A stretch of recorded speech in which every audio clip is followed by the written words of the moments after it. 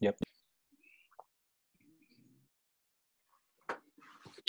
Bueno, buenas tardes a todos. Mucho gusto compartir con ustedes este nuevo webinar en nuestra serie iniciada desde mayo de este año. Para Corporación Q es un gusto contar con la participación de ustedes.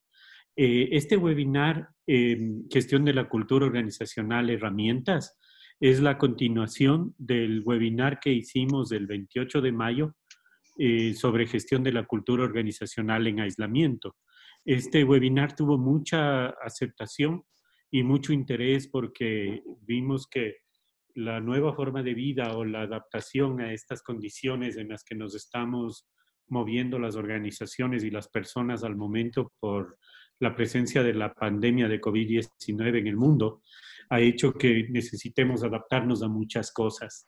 Entonces, esta es una continuación de este webinar y el día de hoy vamos a compartir con ustedes algunas herramientas y sustentadas en unos propios principios teóricos y prácticos, y vamos a poner a disposición y contarles que hemos preparado unas herramientas tangibles para manejar este tema. Esperamos que sean de su agrado y les guste mucho.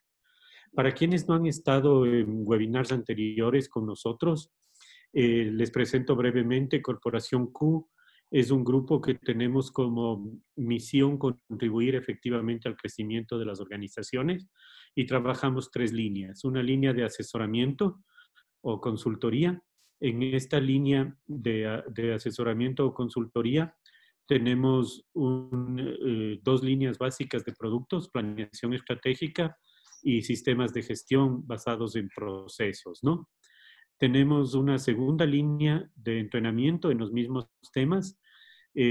Nuestra línea de entrenamiento se enfoca hacia la practicidad, hacia hacer talleres muy personalizados y muy prácticos con información de los clientes y con casos tangibles. Tenemos también una última línea de herramientas tecnológicas. Representamos en Ecuador a la plataforma tecnológica ISO Tools, que es una herramienta de gestión muy amigable que permite llevar en ambiente web los sistemas de gestión. Y bueno, esperamos ahora en este webinar contamos con la facilitación de Jorge Rivadeneira. Jorge es nuestro director de operaciones con amplia, si me ayudas a avanzar la lámina, por favor, con amplia experiencia en la parte de gestión de cultura organizacional, también de procesos y estrategia. De formación básica, Jorge es sociólogo, tiene también estudios de maestría, completó su maestría en gestión del conocimiento y tiene una amplia experiencia tanto en el sector público y privado, en donde ha desempeñado importantes cargos en organizaciones de diferentes líneas. Se ha desempeñado ya por alrededor de 8 años como consultor en temas de estrategia, análisis de procesos, desarrollo de proyectos y sistemas de gestión.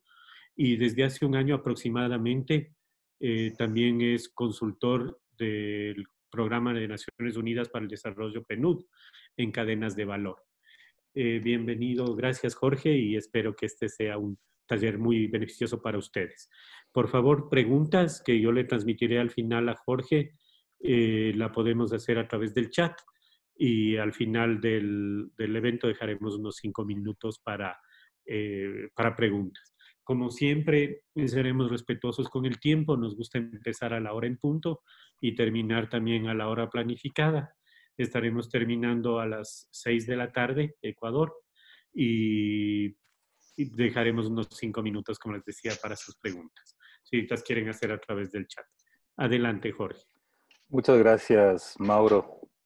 Tengo mucha información que vamos a compartir con ustedes. Es un gusto poder continuar esta serie de una propuesta muy retadora y muy grande que sería la gestión en las organizaciones, que lo que busca en última instancia es la mejora continua de esas organizaciones. La mejora que paso a paso permite acumular grandes cambios, ¿no? Para ver la metodología que vamos a proponer, hemos revisado las mejores prácticas de algunas organizaciones a nivel mundial y hemos revisado algunas disciplinas que han probado su efectividad en en épocas recientes. Entre esas, por ejemplo, hemos utilizado el Kaizen japonés, que tiene un poder impresionante, que tiene el poder de sacar un país que quedó destruido después de la Segunda Guerra Mundial y convertirlo en una potencia mundial al cabo de 2 o 3 décadas. El, Además, utilizamos algunas herramientas y estudios contemporáneos relacionados con algunas técnicas que permiten mejorar el funcionamiento de algunas funciones cerebrales, como lo vamos a ver más adelante. Lo que les propongo para esta tarde es un contenido de 4 puntos, principalmente una aproximación rápida a lo que vimos en la sesión anterior sobre la gestión de la cultura organizacional, qué es y por qué gestionarla. Y luego vamos a entrar ya a lo que sería nuestra metodología, que parte de un diagnóstico de cultura y luego se enfoca en 2 etapas de intervención. La una que es a corto plazo, que llamamos flexibilizar la empresa, y la otra a mediano y largo plazo, que es atención plena. Esta última parte de la metodología tiene cambios que no se manifiestan de inmediato, pero tiene cambios mucho más profundos y consistentes para la cultura en la organización.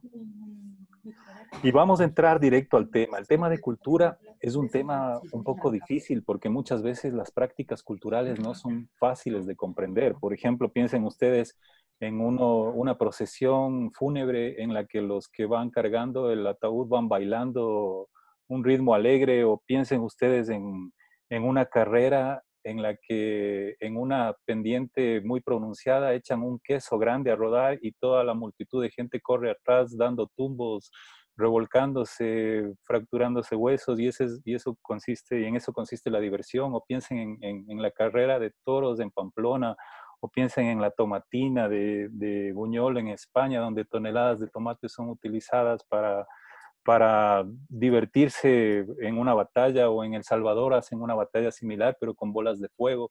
Entonces la cultura es algo muy extraño. Hay prácticas culturales que uno no puede entender, y en general en las empresas la cultura no es fácil de entender. Hay cosas que se hacen muchas veces de forma repetitiva y que no tienen mucho sentido. Les recomiendo ver la primera parte de este webinar, donde describimos la fábula de los 5 monos y cómo se constituye la cultura en las empresas. Si quisiéramos entender cómo está constituida la cultura en las empresas, tendríamos que empezar por la parte más profunda. ¿Por qué valoran las personas, o qué valoran los grupos humanos?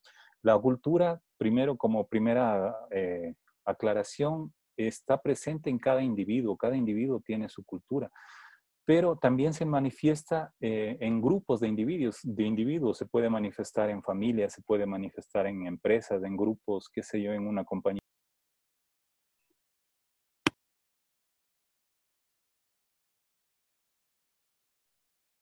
Hola. Ahí estamos, Jorge, ya volvió la señal. Se perdió la señal. ¿En qué momento la perdimos? No sé si tengo que empezar desde el inicio. Mauro, ¿vos estabas No, conectado? no. Sí, se te escuchó todos los ejemplos de la generación de cultura. Y estabas, bueno, en la primera lámina de la del foco y las ideas, y explicaste que la cultura es algo muy especial en cada región, en cada sitio, y nos estabas invitando a reflexionar sobre diferentes manifestaciones de cómo la cultura se refleja.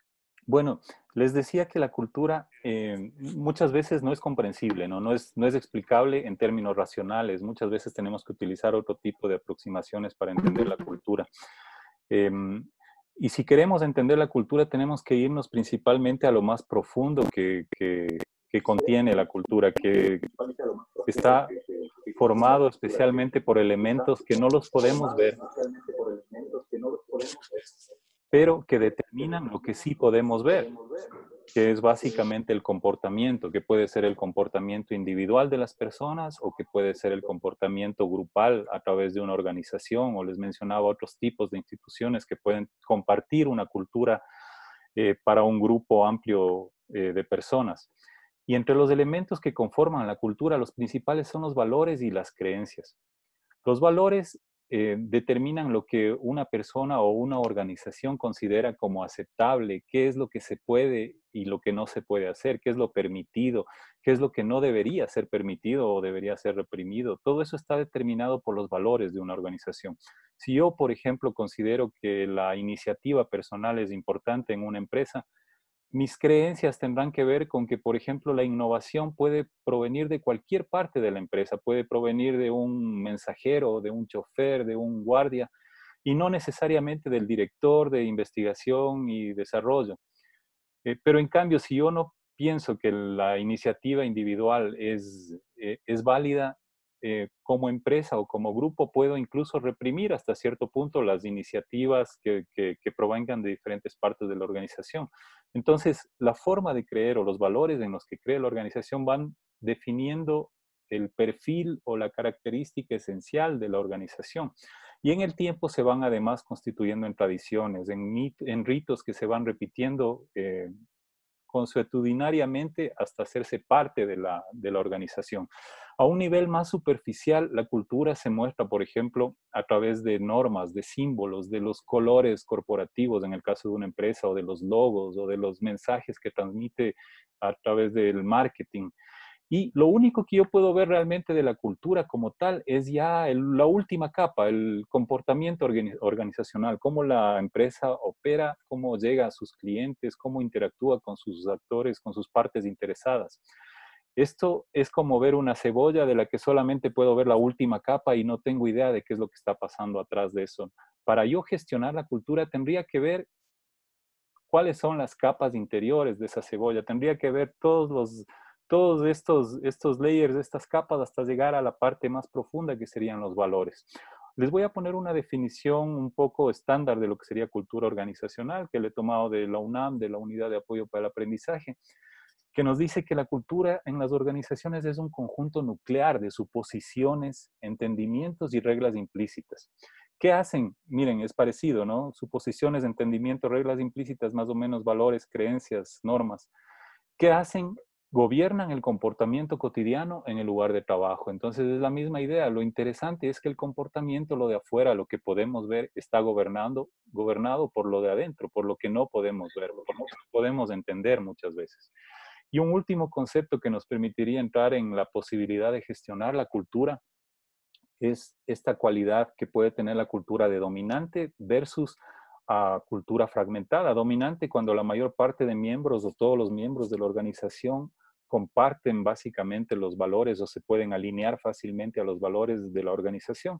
Y fragmentada cuando encontramos facciones, encontramos partes individuales que no se alinean necesariamente con estos valores, que tienen sus propios valores y los van a interpretar desde su propio marco de referencia. En ese caso se habla de una cultura muy débil. Una cultura débil no es fácil de gestionar. La primera idea que tenemos en este caso es de consolidar la cultura para luego poderla gestionar. Y otro tema interesante es que una parte clave en las organizaciones, en las empresas, es que los procesos de reclutamiento y selección tienen que estar alineados con la posibilidad de que la gente que se integra en la organización se alinee más fácilmente a la cultura que propone esa organización. Entonces, en eso puede estar también un factor de éxito muy importante. Pero bueno, ahora estamos también atravesando una situación que nos descuadra totalmente algunas cosas para la que no estábamos preparados, y es esta pandemia. Y yo he sacado una frase de Stephen Robbins, que es uno de los teóricos más reconocidos del desarrollo organizacional, que dice literalmente: cuando un ambiente llega a pasar por un cambio acelerado, la cultura que fue absorbida por la organización se torna inapropiada. Miren, pero no solamente se torna inapropiada, sino que además se convierte en una carga y hace difícil la respuesta a los cambios del ambiente. Eso es súper grave, porque imagínense lo que está pasando en este momento en organizaciones que tienen consolidado una cultura, que han trabajado en la cultura. Este momento, esa cultura no solo que no les ayuda a obtener los resultados buscados, sino que además incluso les puede obstruir u obstaculizar el logro de objetivos. Planteamos, por tanto, que este momento exige la creación o el pensar en una nueva cultura basados en esta idea de la nueva normalidad, que todavía no sabemos a qué se refiere, pero que ya podemos entender que incluye nuevas formas de hacer, incluye nuevas reglas de juego, incluye además nuevos requerimientos de los clientes. Esto es importantísimo. La gente se va a orientar ahora hacia ciertas necesidades básicas. Si antes, por ejemplo, yo al comprar una prenda de vestir buscaba el color que me combine, que se vea bien, ahora voy a buscar prendas de vestir que sean fáciles de mantener, que me protejan de posibles agentes contaminantes, que cuando las deseche no contaminen el ambiente, etcétera, ¿no? Todos los requerimientos están cambiando y además está cambiando una cosa bien interesante que hemos visto ahora con mucha fuerza con la promoción del teletrabajo y es lo que se llamaba antes balance trabajo-vida, ¿no? Antes la gente decía, yo salgo de mi trabajo y me olvido de los problemas del trabajo, llego a mi casa y me dedico solo a mi casa y trato de tener un balance adecuado entre lo que sería el tiempo en el trabajo, el tiempo en la vida. Ahora vemos que eso ha quedado en el pasado, ahora el, y tiene su lado bueno y su lado malo, ¿no? Porque por un lado, cuando yo estoy trabajando desde mi casa, que muchas cosas se pueden hacer desde la casa, estoy generando un beneficio para el medio ambiente, por ejemplo, en términos de menor contaminación por transporte.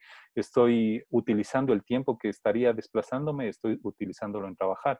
Pero en términos generales, la gente pasa más tiempo trabajando, entre comillas, es decir, conectada a sus actividades laborales, mientras va resolviendo ciertos temas de su vida privada, ¿no? Si tiene hijos, los hijos están por ahí con sus urgencias o una mascota o tiene que ayudar un poco por ahí a limpiar los espacios, a lavar la vajilla, qué sé yo.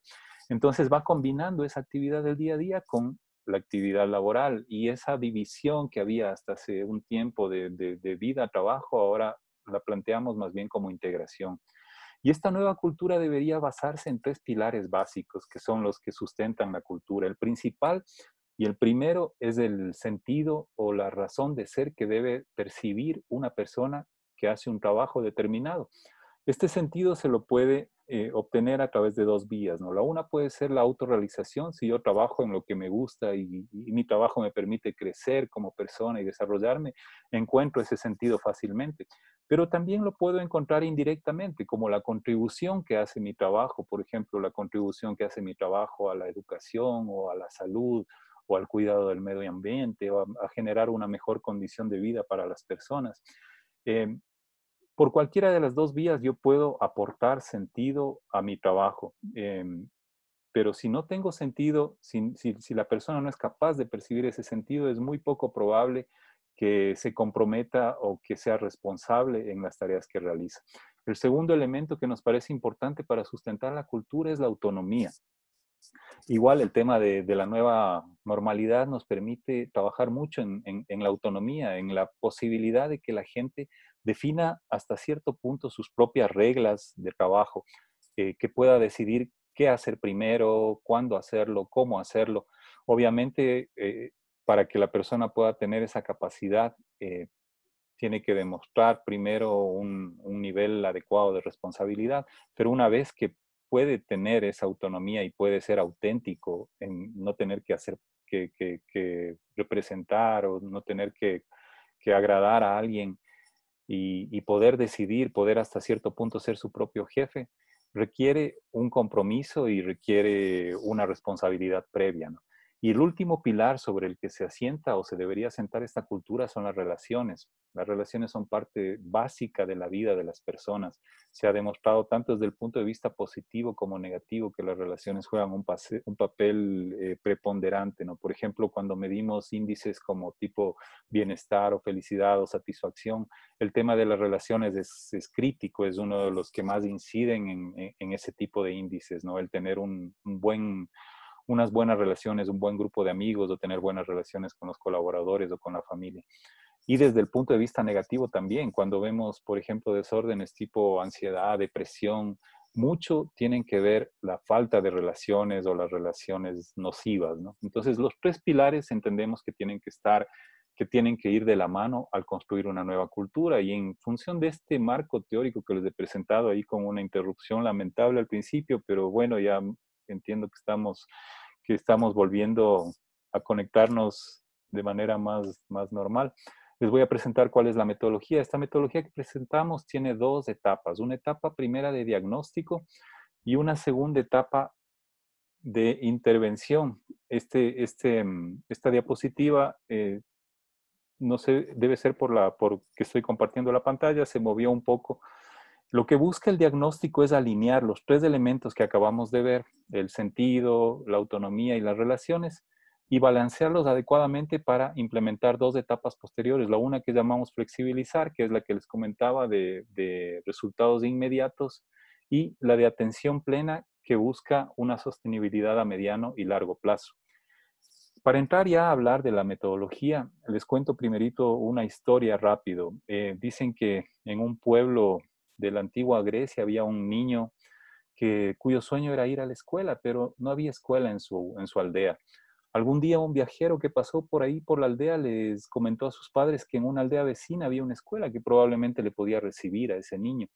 Entonces, bueno, para el niño fue el regalo más grande, ¿no? Pero le dijeron, mira, el problema es que vas a tener que caminar una hora para llegar a la escuela y una hora para volver a tu casa.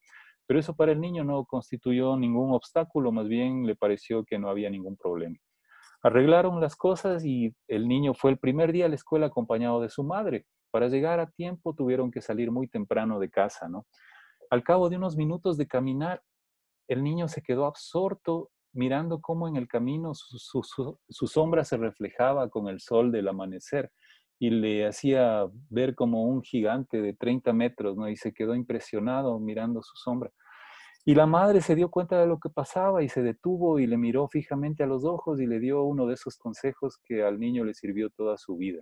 Y le dijo, hijo mío, nunca mires tu sombra al amanecer, mírala siempre al mediodía. Ese consejo que le dio la madre al niño, nosotros le damos a las empresas cuando se evalúan y en general es bueno para autoevaluarse porque tanto como personas como grupos solemos ser muy indulgentes cuando nos evaluamos y pensamos que somos más fuertes o más grandes de lo que realmente somos. Y eso cuando viene una situación externa como la que estamos viviendo puede representar que de un solo plomazo nos extingamos, ¿no?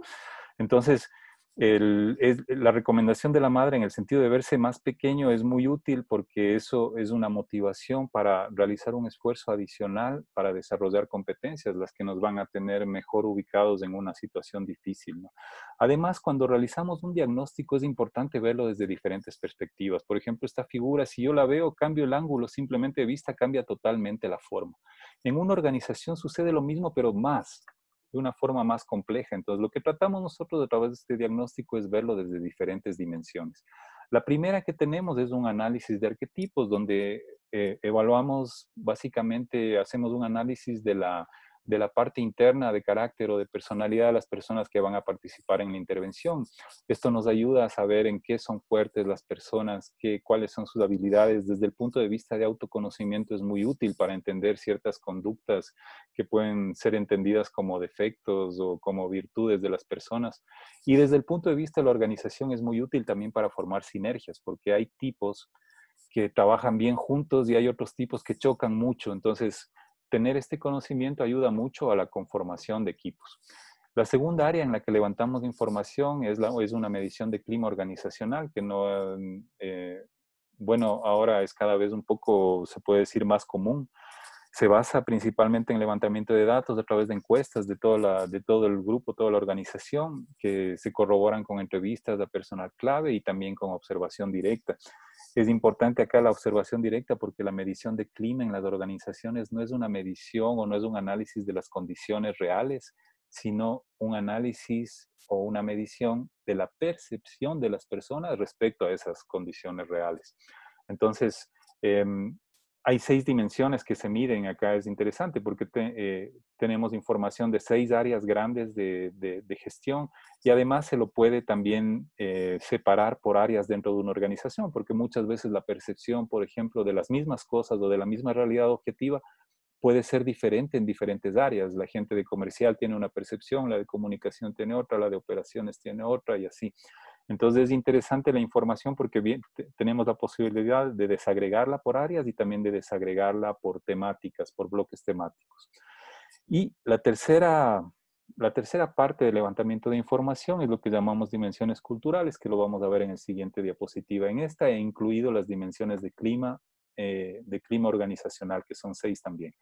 que se refieren, en primer lugar, a la claridad en que las personas perciben, con la claridad con la que las personas perciben los valores y los objetivos organizacionales, los conocen, son parte de su vida, se identifican con ellos. Los procesos de comunicación, cómo se realizan tanto hacia adentro como hacia afuera. El trabajo en equipo está reconocido o se fomenta más el trabajo individual. Cómo se percibe el liderazgo, la supervisión, cómo se ve a los jefes en los diferentes niveles, cómo se percibe las condiciones reales de trabajo. Aquí entran esos temas objetivos, como por ejemplo cómo la gente percibe sus espacios, la iluminación de sus espacios, la ergonomía, la ventilación, el ruido en sus lugares. Es interesante porque la gente evalúa los mismos espacios, pero muchas veces de forma diferente. Y el último punto es el sentido de pertenencia, lo que hablábamos hace un momento, ¿no? Que es tal vez el factor preponderante para que una persona se permanezca en un trabajo y se comprometa con ese trabajo. Y bueno, respecto al tercer punto, al de las dimensiones culturales, les voy a presentar a este señor, que es un investigador holandés, Geert Hofstede, que por ahí a finales de los años 60, inicios de los años 70 del siglo anterior, trabajaba en la IBM. Y la IBM tenía oficinas en más de 40 países. Este señor se le ocurrió la idea brillante de caracterizar la cultura de los diferentes países, en este caso de los países donde la IBM tenía oficinas, ¿no? Que eran más de 40. Entonces consiguió la aprobación de la alta dirección y levantó información de cerca de 100,000 trabajadores de la IBM. Para estructurar el entendimiento de esta información, elaboró un marco teórico que se basa en 6 dimensiones culturales que caracterizan en este caso a las culturas nacionales, culturas de país, pero que nosotros las estamos utilizando dentro de nuestra metodología para caracterizar un grupo como una organización o una empresa, ¿no? La primera dimensión es el individualismo versus el colectivismo. La sociedad premia o valora el logro individual o valora el logro colectivo. La segunda dimensión es la distancia al poder. ¿Qué tan fácil es para las personas de cualquier nivel en la sociedad llegar a las instancias de toma de decisiones? Acá normalmente las sociedades o las organizaciones que son más burocráticas, más inflexibles, representan una distancia más grande al poder. La tercera dimensión es masculinidad versus feminidad. Acá se debe entender no como con el enfoque de género, sino básicamente relacionado al tipo de toma de decisiones. Un tipo masculino de toma de decisiones es más frío, más autoritario, más vertical, basado principalmente en hechos, en datos, versus un tipo femenino de toma de decisiones que es más horizontal, busca más el consenso, analiza otros aspectos además de los datos fríos, como considera, por ejemplo, la intuición para tomar decisiones. Una cuarta dimensión que tiene que ver con la evasión de la incertidumbre, qué tanto la gente está dispuesta a asumir riesgos, qué tanto la gente le gusta enfrentar cambios, qué tan dispuesta está al cambio, cómo se siente en general en situaciones inciertas. La quinta dimensión es la orientación a largo plazo o al corto plazo. Hay sociedades que se orientan mucho a obtener beneficios en el largo plazo y van construyendo durante mucho tiempo. Otras son inmediatistas y quieren cosechar antes de que el fruto madure, ¿no? Y la última dimensión es indulgencia versus restricción. Igual hay sociedades que se orientan mucho más a permitir, a ser flexibles, a permitir que las personas se muevan a su gusto y disfruten y gocen mientras lo hacen. Y otras sociedades que son mucho más controladoras, mucho más restrictivas y que buscan más bien reforzar temas como el control emocional de la gratificación y ese tipo de cosas. Entonces, el estudio de Hofstede nos ofreció un panorama interesantísimo. Les recomiendo ver esta fuente, Hofstede Insights. Es un sitio web que está disponible gratuito para sacar información de los países. Es una base viva que se sigue alimentando. Actualmente hay información de más de 90 países. Y como ejemplo, yo les he traído acá, yo saqué un dato comparativo, por ejemplo, de escogiendo 3 países, China, Ecuador, Estados Unidos, y tenemos la información sobre las diferentes dimensiones en los países que uno elija, ¿no? Entonces, por ejemplo, acá podemos ver que en China y Ecuador hay una distancia muy alta al poder, ¿no? hay mucha burocracia, es muy difícil llegar a las instancias de toma de decisiones versus los Estados Unidos, por ejemplo, que a la final es una sociedad más horizontal donde la gente no tiene mayor dificultad para llegar a las instancias de poder. En la dimensión del individualismo, por ejemplo, los Estados Unidos son una sociedad extremadamente orientada al logro, al éxito y al reconocimiento individual. En cambio, vemos que en China o en Ecuador la orientación es más colectiva, es más hacia el colectivismo, ¿no? En el caso de China, probablemente una orientación más hacia la sociedad global, a la que, bueno, más o menos nos hacemos una idea de cómo funciona, y en el caso de Ecuador, probablemente más orientada a un colectivismo más cerrado, como de familia o de comunidad próxima. En la toma de decisiones no hay mayor variación, pero sí, por ejemplo, en el evitar la incertidumbre. Vemos que en Ecuador el dato es altísimo respecto a evitar la incertidumbre, lo que significa que a la gente le gusta quedarse cómoda en su burbuja, no quiere asumir riesgos, no le gusta el cambio, que prefiere manejarse en lo que conoce, versus, por ejemplo, China, donde la gente está mucho más acostumbrada a asumir riesgos, a trabajar en condiciones inciertas, ¿no? La medida es intermedia en los Estados Unidos. Y en estas dos dimensiones todavía no hay información de Ecuador. Esta es una base viva que probablemente en los próximos meses ya tenga información, pero tenemos información interesante respecto a una comparación entre China y Estados Unidos, por ejemplo, en la orientación a largo plazo, ¿no? La cultura china está totalmente orientada a largo plazo, construyen a lo largo de décadas y llegan a ser la primera potencia mundial versus Estados Unidos, que es mucho más inmediatista, ¿no? Y en el tema de indulgencia versus restricción es al revés. La sociedad china es muy poco indulgente, es muy restrictiva, muy controladora, versus los Estados Unidos que están muy orientados al hedonismo, ¿no? A disfrutar cualquier actividad. Entonces, bueno, esto les recomiendo para que vean, pero nos metemos ya de cabeza nuevamente en nuestro tema. Una vez que hemos levantado esta información de diagnóstico, podemos ya implementar estrategias igual de manera personalizada, dependiendo de las brechas que hayamos encontrado en las empresas. Entonces, la primera estrategia es la de corto plazo, ¿no? Flexibilizar la empresa, y aquí incluimos 4 grupos de técnicas o de enfoques para mejorar o para paliar los problemas que hayamos encontrado en el diagnóstico. El primero es el de autonomía, de promover la creación de autonomía. Acá hay técnicas interesantes como la creación del catálogo personal, por ejemplo, donde las personas eh, pueden definir con detalle cuáles son las tareas que pueden realizar adecuadamente, tanto como servicios como productos. Esto también para el crecimiento para el autoconocimiento es muy útil porque es una información que se valida con el entorno más cercano y me permite saber en qué puedo mejorar y para qué soy bueno. Y desde el punto de vista de la organización es muy útil también porque tengo una información general respecto a, qué sé yo, quién es bueno para analizar datos, quién es bueno para escribir un informe, quién es bueno para tratar con usuarios, con clientes, para recibir quejas, etcétera.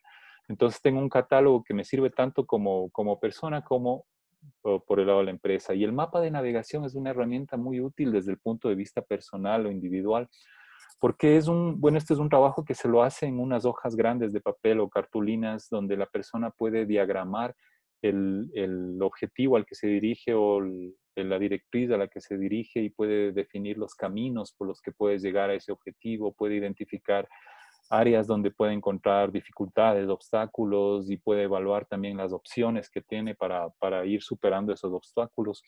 Esta es una herramienta muy útil que compromete mucho a las personas y es bien interesante. Es como una planeación estratégica de la organización, pero a nivel personal, que uno lo puede comparar en el tiempo.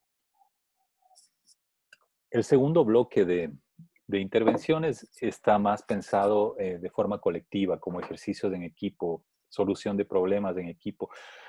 Acá lo que buscamos es generar un nivel de estrés positivo, ese estrés que me motiva a actuar y también que hace que las personas sean auténticas. Por ejemplo, si yo les doy un tiempo límite a un grupo de personas para escapar de algún lugar donde están encerrados, pero para escapar tienen que resolver una serie de problemas, esas personas, como saben que tienen un tiempo límite y tienen que alcanzar un objetivo, eh, activan muchas funciones cerebrales que les hacen bajar la guardia respecto a ser observados. Entonces, cuando uno observa estas actividades, puede identificar cosas muy interesantes, como por ejemplo, personas que tienen capacidad para liderar, para tomar el liderazgo en momentos difíciles, o personas que tienen habilidad para resolver problemas, o personas que son buenas para participar, o personas que son buenas para criticar y no intervenir mucho.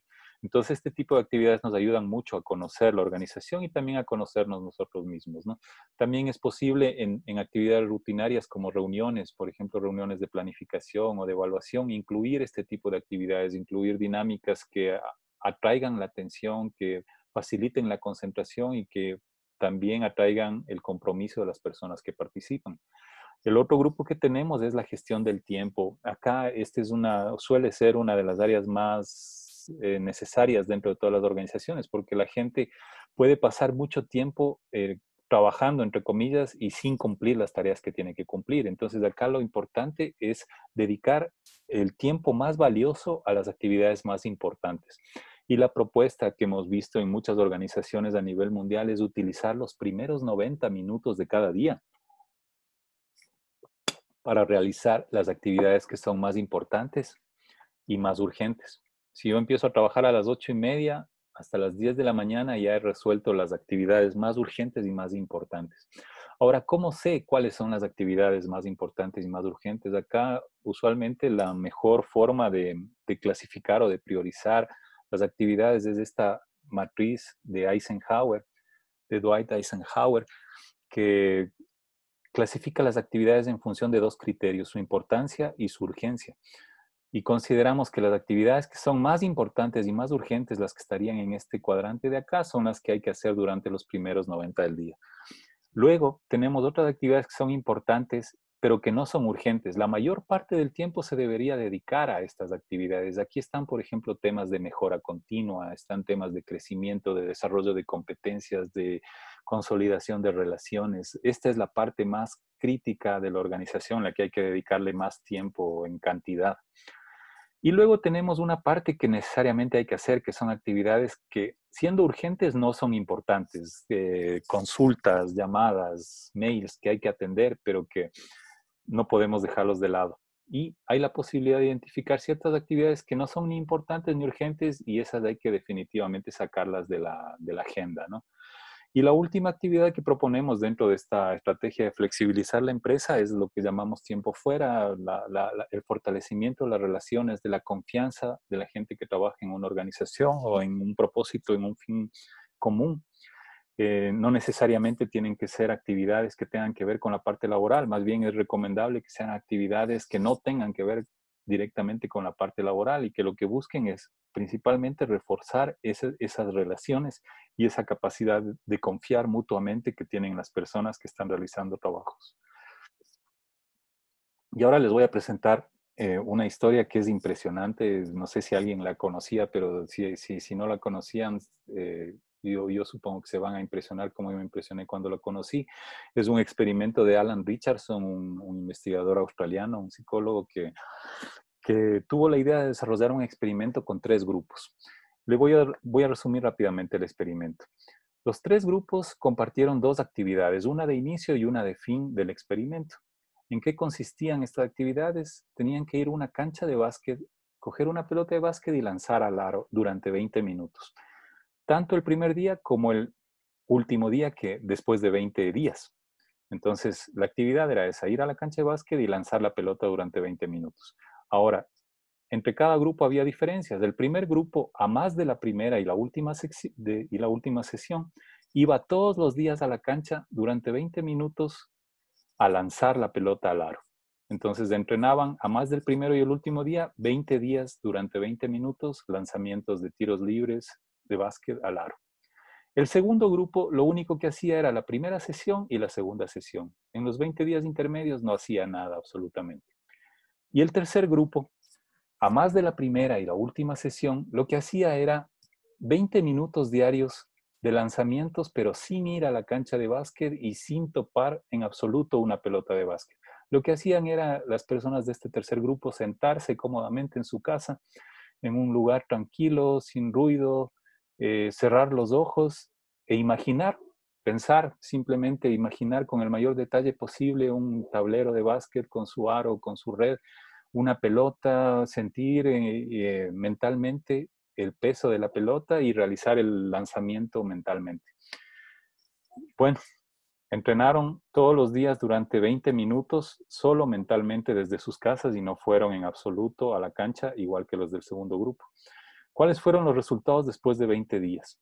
Midieron la mejora de la efectividad partiendo de la línea base realizada en la sesión inicial, comparándola con la última sesión. El primer grupo que estuvo entrenando cada día 20 minutos tuvo una mejora muy significativa del 24% en la efectividad de los lanzamientos al aro.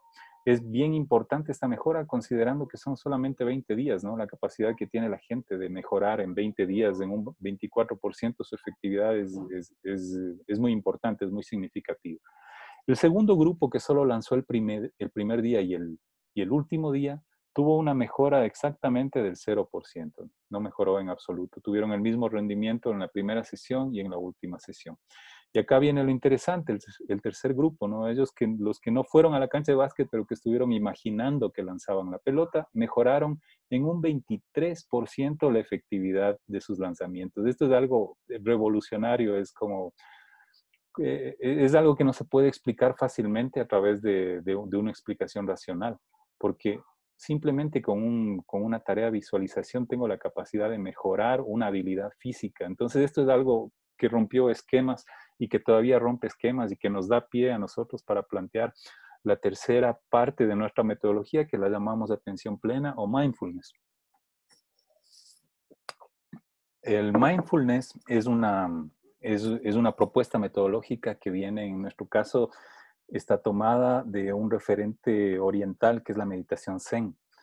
La meditación Zen no solo busca espacios de meditación que son necesarios, pero además de eso busca que en cada actividad del día a día las personas traten de adquirir conciencia de lo que están haciendo, que tengan una atención plena, no solamente cuando están sentados meditando, sino en cada actividad que están haciendo, que sean conscientes de sus pensamientos, de sus ideas, de sus emociones, de qué están sintiendo, de qué están imaginando, de las sensaciones de los sentidos, eh, qué están escuchando, qué sonidos, qué colores están viendo, la temperatura. Eso debería estar presente en cada momento. Si yo estoy cocinando, por ejemplo, debo estar consciente plenamente. Si estoy caminando, debo estar consciente plenamente de los pasos que voy dando, del entorno. Si estoy conduciendo, debo estar consciente plenamente. Y si estoy trabajando, debo estar consciente plenamente de las tareas que estoy haciendo. Eso es lo que busca en última instancia el mindfulness, y la disciplina también nos propone un proceso de 3 etapas para enfrentar situaciones críticas, que nosotros proponemos que puede ser utilizado para enfrentar problemas también del día a día. ¿Cuáles son estas 3 etapas? La primera, tal vez la más crítica, es aceptar la realidad que me venga sin juzgarla, simplemente como es. Puede ser una realidad positiva como puede ser una realidad negativa. En el peor de los casos puede ser una realidad dramática, totalmente negativa. Y sin embargo, en ese peor de los casos es posible encontrar algo positivo de esa situación. Entonces, la recomendación es que yo simplemente la tomo. No digo, ve qué desgracia que me pasó esto. No me pongo a llorar, no me pongo a quejar. Simplemente la reconozco y la acepto, la tomo, la recibo. En el segundo paso sí tengo la posibilidad de desapegarme, ¿no? Y de tomar cierta distancia de esa realidad. Lo que busca este segundo paso es conocer a detalle, como recuerden que acá lo que se busca es atención plena, de tener la mayor cantidad de información. Lo que busco en esta segunda etapa es un conocimiento mucho más completo de lo que me está pasando. Puede ser una realidad muy grave. Lo que busco es distanciarme, no quedarme pegado a esa realidad, a esa tragedia, sino distanciarme y conocerla, obtener la mayor cantidad de información al respecto, incluyendo el conocimiento intuitivo, que les decía, el conocimiento intuitivo, muchas de las cosas que estamos viendo no podemos explicarlas racionalmente. Hay muchas cosas que se pueden explicar o que se podrán explicar tal vez la mente humana haya desarrollado otras habilidades que tenemos potencial, pero que todavía no las entendemos bien. Y que ahora las podemos llamar conocimiento intuitivo por entender un conocimiento más amplio, más integral, que viene a veces como una especie de revelación, más o menos como cuando yo veo una obra de arte y capto algo que no lo puedo explicar, pero que está ahí. O cuando recibo algún conocimiento o una intuición respecto a alguien que no puedo entender, pero es una persona que me resulta confiable, o al contrario, que no me resulta confiable. Entonces, ese conocimiento intuitivo debemos irlo trabajando y es parte de esta disciplina. Y el tercer punto es tomar acciones en el caso de que tenga que tomar acciones o seguir mi camino en el caso de que no tenga que tomar acciones, porque parte de la idea acá es que las situaciones negativas suelen ser situaciones externas y temporales y con muchas veces lo único que necesito es esperar a que se vayan. Y otras veces cuando tengo que tomar acciones simplemente las conozco y tomo acciones. Entonces, la clave está probablemente en el primer punto, en no juzgar la realidad, en aceptarla tal cual es, desapegarme, conocerla y continuar el camino. Esa es toda la metodología. Y le he elegido a este ícono del pensamiento occidental del siglo XX y con una frase que no habla del pensamiento racional, sino justo del pensamiento intuitivo. Es interesantísimo. Miren lo que decía Albert Einstein. La mente intuitiva es un don sagrado y la mente racional es un siervo fiel. Hemos creado una sociedad que honra al siervo y ha olvidado el don. Nos podemos dar cuenta de la humildad inmensa de una de las mentes más brillantes, más lúcidas del siglo XX, al reconocer que existe la posibilidad y probablemente en algún momento la necesidad de desarrollar un conocimiento que sea mayor, superior al conocimiento simplemente racional y que más o menos ahora lo entendemos como conocimiento intuitivo. Y por eso planteamos la necesidad o la posibilidad de efectuar prácticas de mindfulness. Si yo busco, por ejemplo, solamente en este PubMed, que es la Biblioteca Nacional de Medicina del Centro de Información en Biotecnología de los Estados Unidos, si busco mindfulness, encuentro 17.445 resultados de estudios que han analizado el mindfulness. Hay una fiebre actual por analizarla, cerca de 2.400 estudios solamente en 2019, imagínense. ¿Por qué tantos estudios? ¿Por qué tanta moda de estudiar el mindfulness? Principalmente porque muchos de estos estudios, la mayor parte de estos estudios, han encontrado que ciertas prácticas de mindfulness pueden encontrar mejoras en múltiples dominios, entre esos en dolor crónico, en depresión, en adicción, estrés, problemas de memoria. La misma capacidad inmunológica del cuerpo se ve favorecida a través de prácticas de mindfulness. Por ejemplo, se puede producir más o se ha demostrado una mejor producción de anticuerpos. El, el mindfulness tiene muchísimas aplicaciones. Y hoy está además de moda porque tenemos también la tecnología a nuestro favor, ¿no? Cada vez se van desarrollando nuevas técnicas que permiten analizar estas funciones cerebrales. Por ejemplo, las imágenes de resonancia magnética permiten con mucha claridad ver las estructuras, el desarrollo de las estructuras del cerebro. Las tomografías por positrones nos permiten, además de las estructuras, ver el flujo sanguíneo en diferentes áreas del cerebro. Los electroencefalogramas ven el flujo eléctrico. Eso nos permite identificar ciertas áreas, la actividad en ciertas áreas, el desarrollo de ciertas áreas cerebrales y la conductividad también en ciertas áreas. Son 17.000 y muchos más estudios. Yo solamente he tratado de sacar 3 bloques que más o menos se pueden asociar a mejoras pragmáticas que se pueden alcanzar a través del uso de técnicas de mindfulness. Se ha identificado, por ejemplo, una mayor actividad en el hipocampo y en el giro cingulado, que puede ser asociado a la gestión de la memoria declarativa, a utilizar recuerdos de forma práctica, a la valoración. Recuerden que la cultura en la organización está basada en los valores, a cierto tipo de tareas donde se requiere motricidad, a la motivación, a iniciar tareas que pueden más adelante ofrecer gratificación. Otro grupo de hallazgos tiene que ver con una menor actividad en la amígdala. La amígdala usualmente es hiperactiva cuando tenemos problemas o cuando estamos sometidos a emociones muy fuertes. Una menor actividad puede ser asociada con un mejor control emocional o con aprendizaje emocional.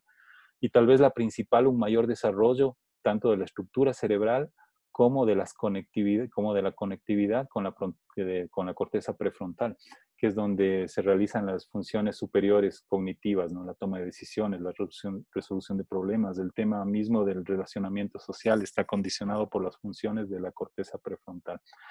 Entonces, bueno, de esto pudiéramos hablar muchísimo más, pero obviamente no tenemos tiempo para extendernos. Solamente les comento 2 líneas de estrategias que tenemos en esta parte del mindfulness y que se pueden aplicar en el día a día, en el entorno laboral. La una son pausas mentales activas, así como las pausas activas físicas que son también necesarias. Se puede realizar pausas mentales activas, donde se puede, por ejemplo, trabajar problemas. Estas son pausas de 5 minutos que a través de enfocar la atención y la concentración en un tema nos permiten desarrollar esas habilidades o esas funciones cerebrales de las que acabamos de hablar.